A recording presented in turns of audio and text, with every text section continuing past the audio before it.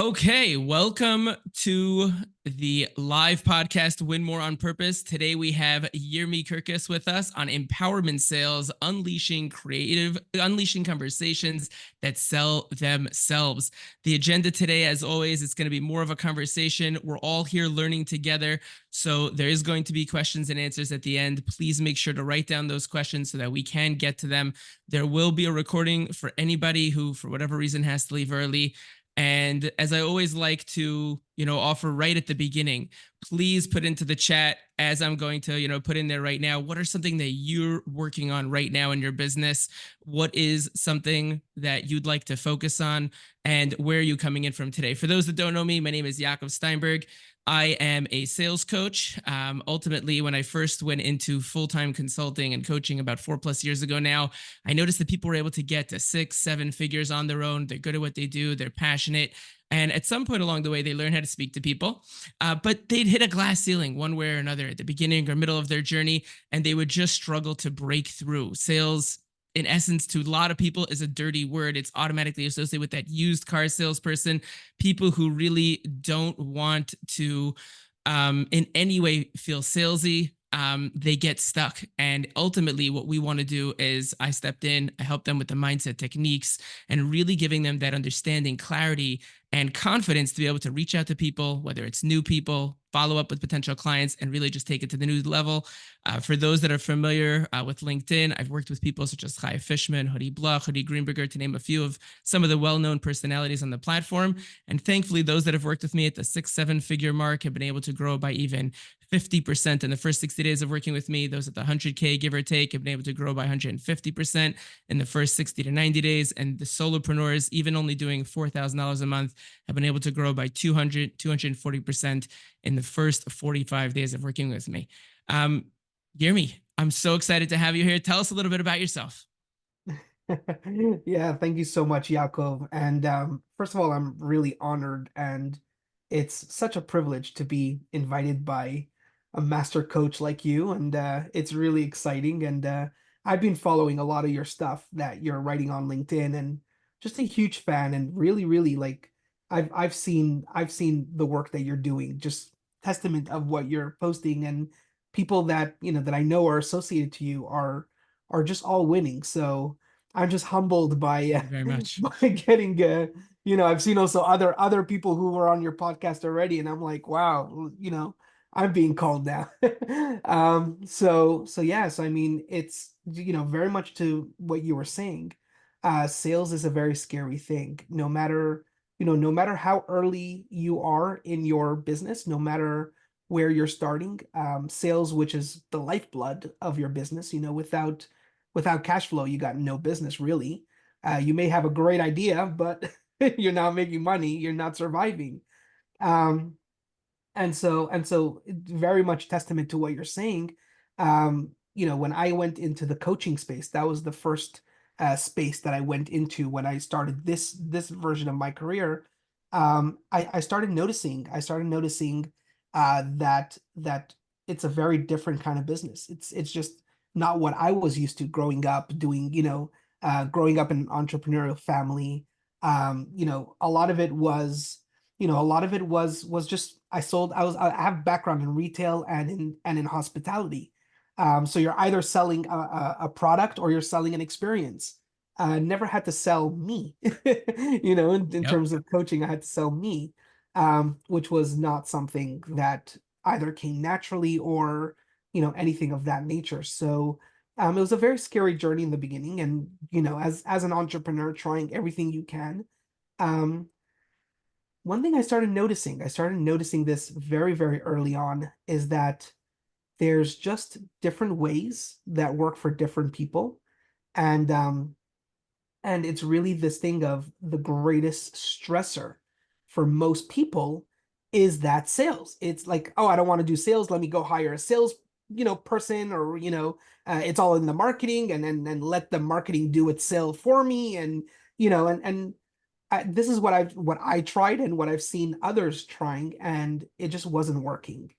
And so I went, hired a bunch of sales coaches. Most of them were flops.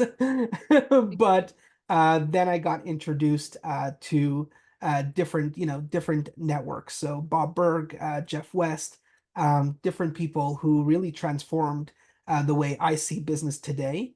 And obviously, getting creative on my side, how to take those lessons and apply them that in a way that works for me, and then discovering a way how it is going to be more seamless, and less stressful for other individuals to not necessarily mimic what I do, but take lessons from what I'm sharing. Obviously creating their own system that works best for them. So that's basically what I'm about and my backstory and how I got to here. Yeah, absolutely fantastic. And it's one of the reasons I wanted to bring you on today, because there's so many different ways of going about the sales process, and there's no one way that's going to fit for every single person. It's Sure. impossible. Hmm. So ultimately, I mean, what I do in my own coaching practice is trying to fit in the different, things that I can teach, what's going to work best for the person I'm teaching. But ultimately, like you said, so many people, they run away from the concept of sales.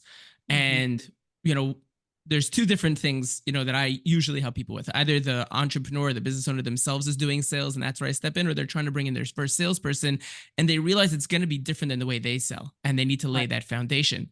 But there's still many times, if they don't have that know-how, if they don't really have an understanding of what it is that they need to do, it's not going to work. And ultimately it falls on its face, it flops, and it's a disaster for everyone involved. So let's get into it. The first thing that I want to tackle is the name. Obviously, a lot of people are really interested in why did we call it empowerment sales, right? Mm, Unleashing conversations that sell themselves. So sure. let's start from the beginning. What does empowerment sales mean to you? Yeah. So let me give you a little bit of kind of like a context, I was really, really good at baseball when I was a kid. One of Hmm. my favorite sports. And I was able to hit those home runners, the ball's coming at me, and I was able to swing my bat and hit that ball, and the ball would just fly out of the park. And I thought that that's just the game, right? You're supposed to hit the ball and hit it as hard as you can and let it fly out of the park. That's the point of the game, right? Then like people were like, "How are you doing this? Like, how's this?" So I was able to say, I don't know, just like I see the ball and the ball slows down, like I almost see it in slow motion, and as it's coming towards me, I could hit that ball. And that's kind of what I saw it. And then it occurred to me, those that's called a pitch. And so, most people, when they are presenting what they are trying to sell, they are pitching at you, right? You hear this pitch deck, you hear, and give me your elevator pitch, your pitch, your pitch, your pitch. It occurred to me that a pitch is actually a ball that's flying at you at excessive speeds, okay? And in the pro world, it's up to 80 miles an hour or whatever the number is. Um, if that ball hits you, it hurts, okay? And if you don't have a gift, I guess it's a gift, of slowing down the ball in real time and then seeing where the ball's at and hitting it at the same strength, which most people I've come to learn don't necessarily have that. Getting pitched at is painful and it hurts, and it's not something that most people enjoy.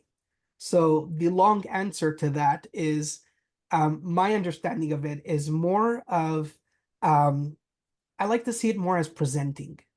So, empowerment basically means there's a value that I have. There's an impact I'm hoping to make with the value that I bring. I recognize my strengths. I recognize my goals. I recognize, the talents that I'm given, my unique abilities that I have. I recognize all that. And then what I do is I put it in front of the individual. And if the individual resonates with what I have to offer, the sale just sort of happens on its own. That person is ready to buy. So the person feels simply empowered to take you on the offer. Yeah, and it's so interesting because ultimately, when we're empowering people, we're giving them the information, the knowledge, the support, and helping them to have everything they need to be able to take action, grow, and really take their business to the next level in their lives. Really, because personal development is a very big part of being able to get to that place. Sure. And I love the analogy that you gave in terms of watching that ball slow down, because like 20 years ago when we were talking to people on the phone, there was a reason people hung up on us. Like, hi, my name's Yaakov. This is, where I'm calling from XYZ company. This is what we do. This is how we help people. We should talk. And at some point I realized like this isn't working as well as it could. But that's what it used to be. Literally, like the way I always tell my own clients, like the way we did it then and the way that many people still do it, unfortunately, is they're taking that pitch and they're, shoving it down someone's throat and hoping, that they won't regurgitate it, and, they'll let you stay on the phone. Mhm. But nothing could be further from the truth. You're not connecting with them. You're not building that relationship where they want to hear what it is that you're discussing with them. So I think that it's a very powerful, concept, that when you're empowering people and bringing them in to, hey, this is my space. This is what I do. I'd love to share this with you. It's up to you though, if you want, to hear more Yeah. about this. Yeah. When discussing sales, a lot of people come up with this question in terms of, why should someone buy from me as opposed to someone else? What would you Mhm. say to them? So that's a great question. And once again, the analogy comes from one of my favorite mentors, Richard Willman. He has a book called The Power of Why. So Simon Sinek has, start with why. I feel that Richard took it to the next level and he calls it the power of why. And in his book, he talks about, why are people buying from you? And it really, really ties into your why, into your purpose, into what makes you unique. And he brings the example of MLK, Martin Luther King. Martin Luther King had a dream. We're all familiar with the story. And, he had this vision for the world. And what ended up happening was that there were many, many people who related to his vision one way or another. Maybe not 100% the way he saw it with his eyes, but for some in different, in different circles, in different ways, different people related to what his vision was. And that's when they bought in, literally bought in to his message. He was selling a vision and they bought into it because they were inspired. They were inspired to move towards that vision, towards that common goal. And so I often tell people, listen, I'm not, God's gift to the world in the sense of, my way or the highway, you only could buy from me. I'm the best, whatever. Like it's not that at all.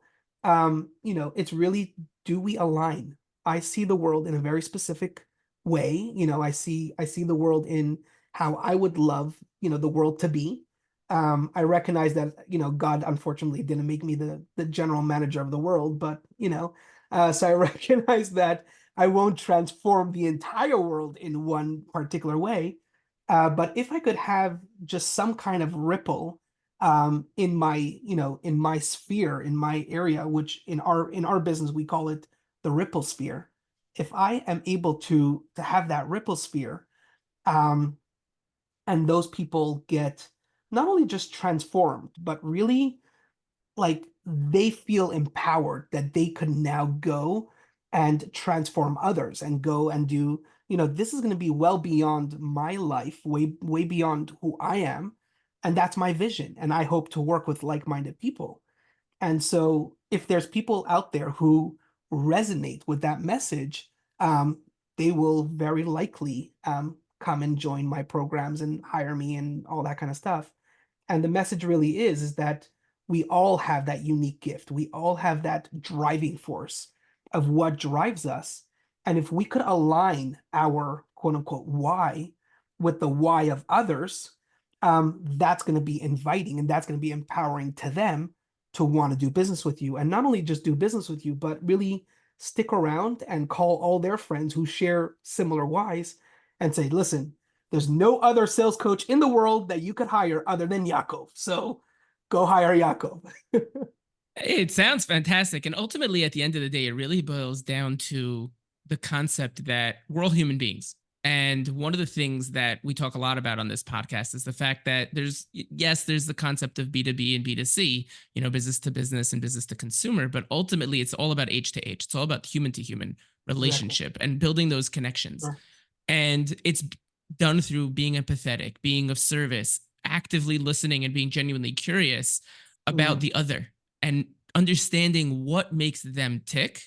mhm. And do I fit into that vision, or should I be sending them to someone else who can fit into that vision? And I think that the way that you put it with that ripple effect really connects to, to that concept. And I really love that, that way of putting it, because that's really what it is, right? When you are willing to be you and you're willing to be your authentic self, your radical self, there's only one you. And when you Right. do that, the people that want to connect with what you stand for will become the tribe that will be around you, and that'll Mhm. ripple out where they're telling other people, hey, this is Yeah. amazing, you should totally join this. Like, hey, Mhm. there's this amazing guy, Yermi Kurkus, you gotta listen to what he's talking about. So Mhm. I very much love the way that you put that. Another thing that I've heard you talk about a lot is legacy leadership. Mhm. And I don't think that a lot of the people who might be listening to this will know what that is and how it ties into sales. Let's talk about that for a minute or two. Sure. Sure. Yeah, so legacy leadership is hopefully something that I'm going to humbly take ownership of. So it's not yet something that's big in the world yet. It is something that I'm working towards a doctorate, and that is hopefully going to be my thesis, is going to be about legacy leadership. And a little bit about the background of legacy leadership was I was taken always to leadership. Leadership was just literally calling me, knocking on my door. It was always something that I was just drawn to naturally. Um, and so when I found myself in school and learning about like there's like 30 legacy leadership styles and everything, and I was like, whoa. And then within those 30, there's like elements within them, and I was like, what, um, and so and so I remember one time we were sitting in the class, and the teacher was just going around and asking, what type of leadership is that other person? So not necessarily what type of leadership are you, but what type of leadership is the other person sitting next to you or whatever. And the majority of people called me a servant leader. And I looked at it and I was like, that's just not who I don't resonate. I understand what a servant leader is, but I see myself more as a transformational leader. And so the key difference between the two is a servant leader is somebody who sees a need. They have their clients, their employees, their whatever it is, and they are serving the people that they're serving. Most of the times they put the other people first. They're always entirely focused on the other person. All amazing traits in a servant leader. However, transformational leader takes that one step further. It takes it to the next level. And in other words, it's that not only am I serving the people under who I'm leading or whatever in one way or another, but also I'm transforming their life. It's more than just me serving them, but through our interactions, they are living a better life in a sense. Um, and I always took to that until when I was graduating my master's degree and I started this business. My main inspiration was the greatest leader of all times that I know, at least that I follow, Rabbi Menachem Mendel Schneerson. And I looked at it. I looked at what the man has created. He created a movement, and beyond the fact that I'm just one of his followers, from a Jewish, rabbinical perspective, but just looking at his leadership, I studied his leadership. And, in 1994, when he passed away, there was a New York Times article that said that, in 20 years from now, the Chabad movement, his movement, would be obsolete, would disappear. Nobody's taking over. Nobody, a group without a leader, it's dead, it's finished. And at the time, he had 1,400 rabbis under him. He had like 1,400 leaders that he created, that he transformed and sent around the world to open up, synagogues and stuff. Today, there's over 6,000, okay? And we're close to 30 years after his death. And that to me was just, this is like the greatest networking group that you can imagine. And so to me, I was just very inspired by that. And I said, the Rebbe, we call him the Rebbe, was way more inspiration, way more than a transformational leader. He was a legacy leader. That means more than just serving his community. he not only transformed them, but he created mini hymns in a sense, people who were so inspired by him that they wanted to take his message and take it further. And then they are now creating the next generation of rabbis, et cetera, et cetera. Um, his legacy lives beyond his years. And so that to me is what legacy leadership is. And anybody could do that, I think. Yeah, it's very powerful. I mean, when I teach about, servant leadership, it's I it's not in the way that you're talking about legacy leadership, which is much more.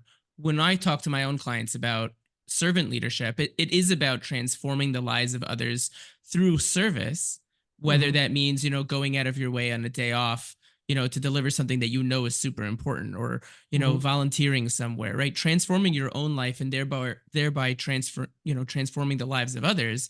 But what Hmm. you're talking about is another step beyond that, which I think is so powerful, which is where you're creating other people that are going to continue that legacy.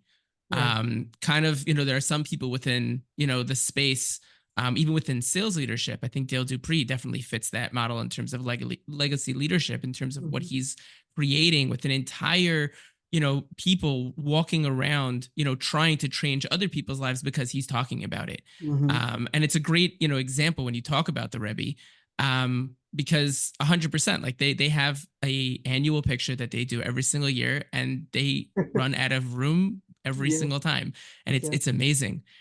Hmm. So I think that it's a very, very interesting concept, and I'm looking forward to you, continuing to talk about it and taking it to that next Sure. level. When we talk about, you know sales, I know that, you and I have spoken about this many, many times. People question whether there's a magic to the sales formula, right? So I want to give you an opportunity to talk a little bit about, the magic that could potentially be within the formula, Hmm. that you specifically teach. Sure. So I love you say that. And my wife often says, magic to her means, this backhanded trick that we're doing, or, so she doesn't like the word magic. But I think it's, if you're not doing it as form of a magic trick, but after you've done it and you've done it effectively, it almost feels magical. Like I still scratch my head every single time somebody buys one of my programs. I still scratch my head and I'm like, that guy literally just he literally just bought my program. Do you know that? Or she just bought my program. Like I still scratch my head. And really it's this thing of listen, there is a lot of work that goes into behind the scenes. I want to make sure that I'm talking to the right person. I want to make sure that, that I have all my ducks lined up in the right order. And really why I'm doing all that prep work in the background, it's that I want to fully understand the person who I'm about to present an offer that I have, because I truly believe that this approach is the right approach for them. More often than not, the majority of people who reach out to me are people who are just struggling and they had enough with trying everything. I see, the last few clients were people who had 9 to 5s and they're looking to be independent from those 9 to 5s. They want to break away and they want to be entirely dependent on their business. So our program helps them primarily first. You got to network with people because we follow a very simple formula called know, like, and trust. So people typically do business with those who they know, they like, and they trust. And so the first thing you need to do is get to know people. So go to a networking event and your sole, like this networking event is not to do business, is not like nothing's going to come out of it other than transforming the strangers in the room to people who you happen to know. And you're going to stand out in that room because you're not the person who's shoving down, cards down people's throats and expecting money to come out. That's called ATM machine.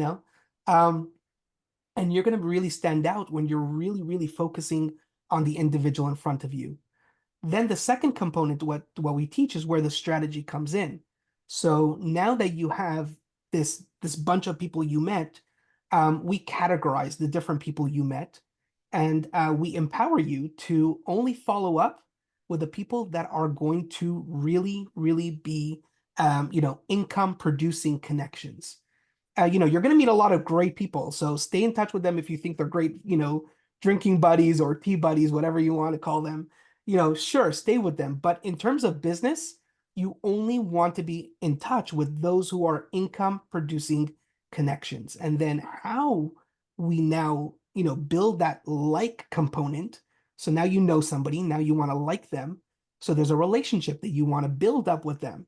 And so we developed a conversation that you have with these people, and the natural outcome of that conversation is, "Hey, Yaakov, where were you my whole life? Like, what? Why now? And you're doing it in such a way that's leaving on them an impact, which that's what's growing the trust because they feel just good around you.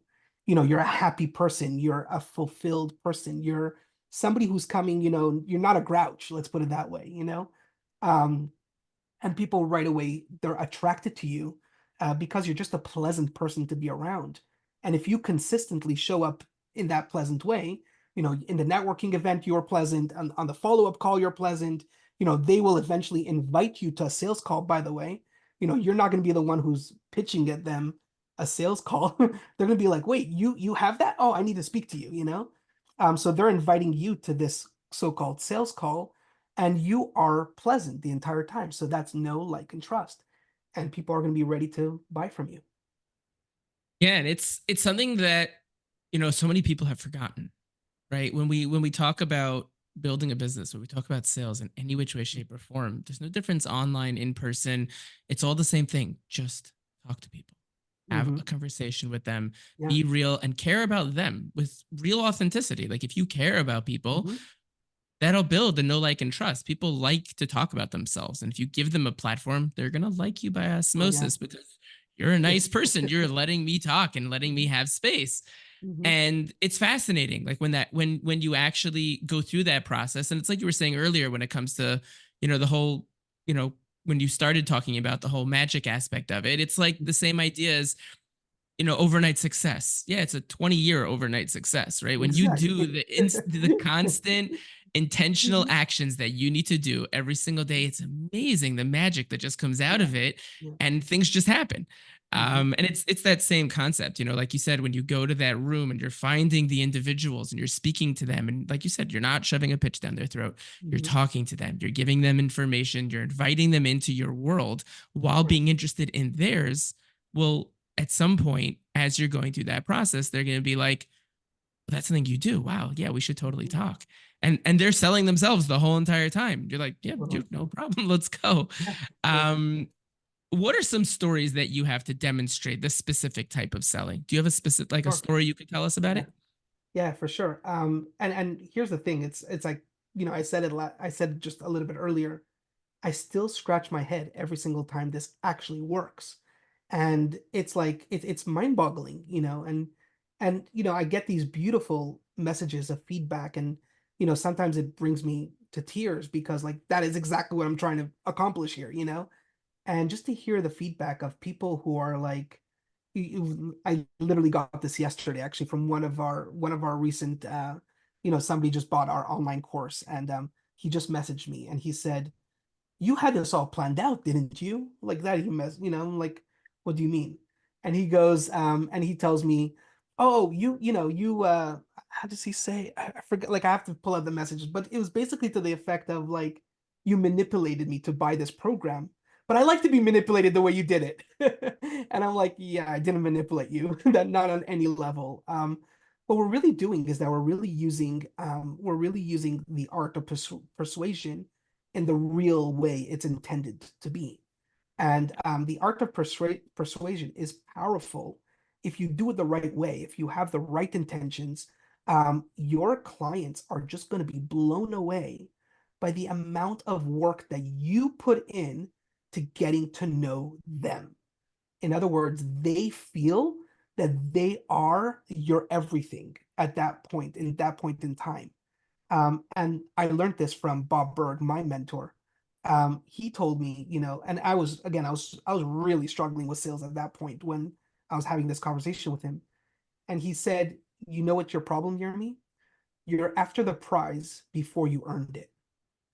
And I said, well, what do you mean by that? And of course, I'm paraphrasing, so he didn't use these exact words, but this is the message Of I course. got. Um, he said, "Let me tell you the message I got from my mentor when I started my sales process."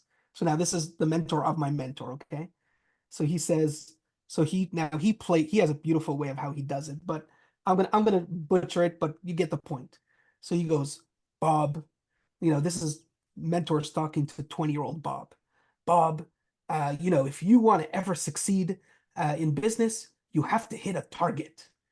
And so the message is basically, you know, you have to hit a target, and the reward of hitting that target comes in the form of compensation. So that's the quote unquote sale. So in other words, what the lesson here is that if your target is all about the other person winning, the other person, succeeding, the other person achieving their goal, their need, their ambition, their want, that is your target. The reward that will come out of it is that sale, and the other person has to feel that that is really your goal. And so there's intention that goes behind it. There's all the stuff that you and I teach, and that's Right. that's part of that. Yeah, the way that I heard Dale Dupree talk about this is time is the currency of sale and attention is Mhm. the exchange. Right, Right? We're not calling to set up an appointment. We're calling right. in the hopes of earning someone's time. Mhm, And ultimately, when you're willing to look past how do I get an appointment, and you're just present within the journey itself, and you're mhm. there for them, even if that means that you're not going to get anything out of it other than sending someone to someone else, and you're going to bring goodness into your life because you put good into the world. That's the Mhm. best way of doing it because Yeah. that means that you're serving at the highest level. Mhm. Um, what's I always like to to go down an interesting tangent smack in the middle. Sure. um Mhm. what's a message that you want to share with the world? Right, we've spoken about a couple of different things that you talk about, but what's one message, if you could share it with the world, what would that be? Yeah. Thank you for that's perhaps my favorite question. Um, because all this really ties into together. My message is that you don't have to be, the I don't know, the Steve Jobs of the world. You don't have to be, the Michael Jackson of the world. You don't have to be when I say legacy leadership, what I mean is that you could really have a direct impact, that ripple sphere, on your immediate surrounding. If you could leave just a legacy to, your family, to the people who you serve, who you're working with, right? The people who are your employees, all that kind of stuff, that in itself is enough. And where I learned this from was my great grandfather. So I was born and raised in an entrepreneurial family.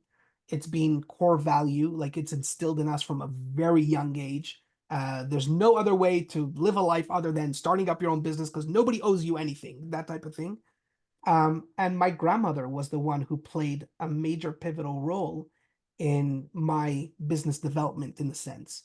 And the reason why she was born and raised during the World War II, and she was not privileged to education, formal education. So she never learned how to read or write or anything like that. And yet, at the same time, in her 80 years of life, she built an empire. She built a big, very successful business. She practically took over her industry. She was unbelievable.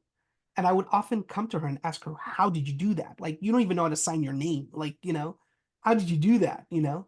And so she told me stories of her dad, who was, he was he was a industry leader of his own. And, she shared stories of him. And I grew up under his legacy in a sense. Now, he died 3 years before I was born, but I felt like I knew him intimately. Like I felt like I knew him. And it's that he lived such an intentional life that until today I live under his, in his inspiration. And everything I do today, it's inspired by him. It's things that he's done.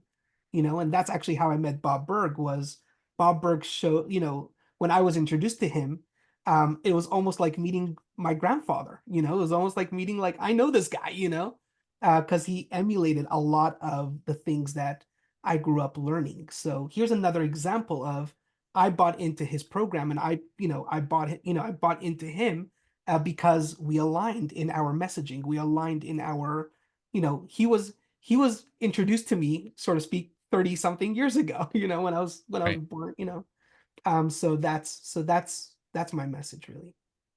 Very beautiful and very powerful. So you discovered this message, and the reason it's so near to your heart is because of your grandmother and your grandfather, and Hmm. really them instilling in you a lot of what you talk about today.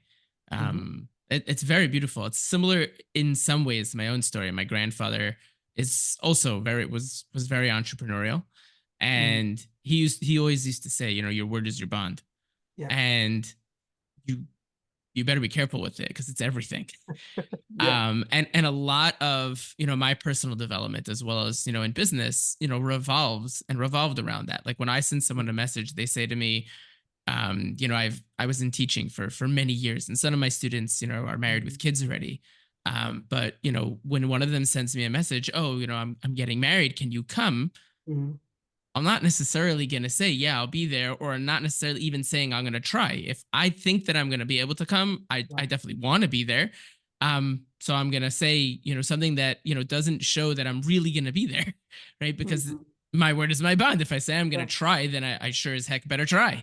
If I don't really plan on trying because I have, a meeting or something super important and I'm just not going to be able to make it. So I say, I'd Mhm. really like to be there, but, I'll be there in spirit. But we'll Mm. see if I can come or something like that. Yeah, sure. But it goes back to your roots, that legacy that he was really leaving, and creating that legacy leadership for you to continue through that Mhm. process. So it all comes together within that amazing package. Mhm. Who are the typical people that this message resonates with? I have my own thoughts on that, but I'm curious what you have to say. Yeah. So it's really people who, I personally call them legacy-minded people. And typically these are people who value family, people who value relationships, people who value community, people who value belonging. All these people. And, if you look at, my roster of clients, that's exactly the kind of people I attract, and just a great example, one of my largest clients, one of my favorite clients really, is a real estate broker.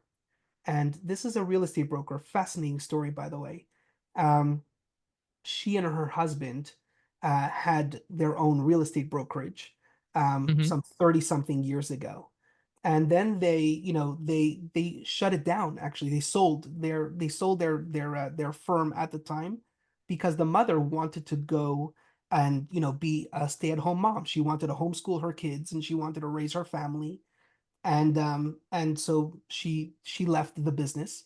The father, her husband, couldn't continue by himself, so he ends up selling the business, and he comes and he joins her in this homeschooling situation. He does, a few businesses on the side just to make sure that there's still income. They were able to live off the sale of the business and everything. And, once their children have grown up now, she got her kids all into real estate as well. So they formed a real estate team in a sense now that they're adults. So they all joined this one brokerage firm. And there was an opportunity to now buy this brokerage firm. And so now she finds herself 30 something years later exactly where she left off. So Wow. she had a little bit of a challenge, starting up this firm. And what I really came in and I said, listen, you built the most incredible family I've ever seen in my life. You've built such a strong team. This is the most coherent team I've ever seen in my life. It's unbelievable. I said, why don't you extend that? And now your real estate firm is a family. Exactly how you raised your family, this is what you should do in your firm. And that's what she's doing. She's growing. She's attracting a lot of agents. People want to join her. People want to be part of her. They just started talking about buying another firm. So Wow. this is how that message relates, and these are the kind of people that I just absolutely love working with. Absolutely, absolutely amazing. That's really what it is. And it's just giving people that opportunity to tap into that side of them that Hmm. is screaming for not just the connection, but also something bigger than just themselves. Sure. Many people are bursting with this ability and this innate interest in connecting with the people around them and really leaving something behind. Not in the sense of, oh, I'm going to die one day and I need to leave something behind, but more in the sense of, while I'm living, I want to leave something behind. Mm, Today, tomorrow, I want other people continuing to help people in the way that I'm doing that. And I think that's it, it's beautiful and amazing, how you're helping people to really tap into that side of themselves. mhm. Where do you draw inspiration from? Yeah, so it's all around me. Recently, I was watching a show talking about one of the most famous songs of all time, "We Are the World." So, Hmm. "We Are the World" was one of the biggest, like they brought the best of the best, all the top-notch musicians in the world. They brought them to one place and Hmm. singing, for to help, poverty and to help hunger in Africa and all that stuff. And so I was watching the show because it was like all the behind the scenes of like how they produced the song and how they did it all. And something stood out to me, and this was I was blown away by it. It was Michael Jackson who was the main singer of that thing. He was the only person in the entire room who was cool as a cucumber.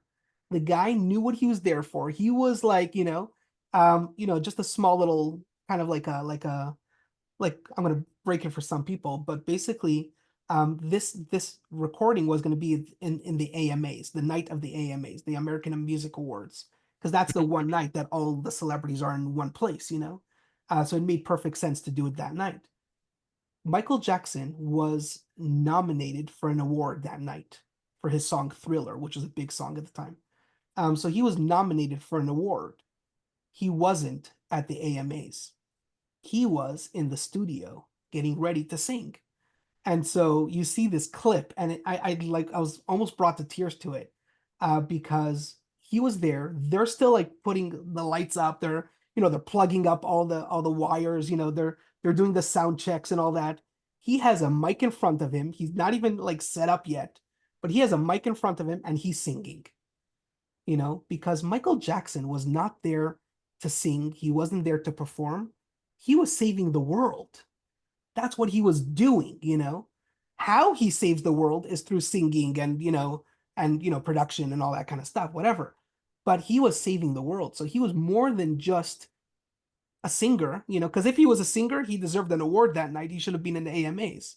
But no, he was at a studio because he had a cause, he had a belief that he wanted, to do. So I find that extremely inspirational and again, tying into that whole legacy leadership. So Yeah, I completely agree. I mean, he was definitely a big personality within the music space itself, mhm, and there's no question that when someone really understands their role and what it is that they believe is what they're supposed to do here in this world, it's a completely different way of living. yeah. And when you go through that, life in that process, the people around you are affected by it, and Mhm. everyone for the better. There's no question.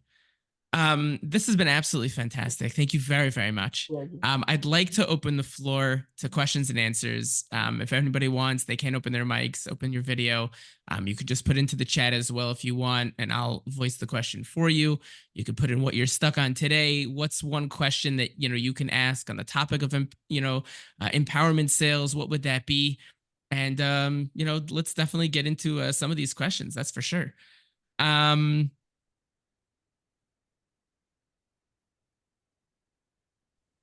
Okay, so first of all, we have a question here, which is, we spoke about the idea of clients selling themselves. I'll give a little bit of, context to the question. And one person wants to know whether this is something specific in any type of industry or setting, Mhm. or it's all across the board. Great question. So my strong belief is that, an entrepreneur is somebody who is creative and who recognizes that they have a value that they're bringing, obviously. Most entrepreneurs, and I had 7 businesses in my life, and all of them were radically different than one and the other. and they were Hmm. all just as hard starting up, just as, difficult. I often tell my clients when I'm working with them, expect success in 3 to 5 years. That's how long it's going to take from startup to, it takes time, and I've done this 7 times. Okay. So it's been proven every single time that that's how long it takes. Everybody in my family, also all the entrepreneurs, takes them that same amount of time. And so the simple answer is that there's no one size fits all, and it really is that you as an entrepreneur, you make the mistakes, you have to go through the pain, and you learn from this pain, and you take from this pain and design a system that works for you. So it should be your customized version of how to sell. So the one line answer to that is sell the way you want to be sold to. Mm, I love that. Absolutely fantastic. We had a question from Ellie. Ellie, did you want to? I noticed that you raised your hand. You wanted to Yeah, unmute yourself? yeah, thank you. I wanted to know, in today's environment, how important is it to have in-person meetings versus virtual, like what you're having now, Mm, Great I question. love it. as far as, like sales or going, talking to people, for Sure. So the answer is really, it really depends on you and your personality. That's the real truth.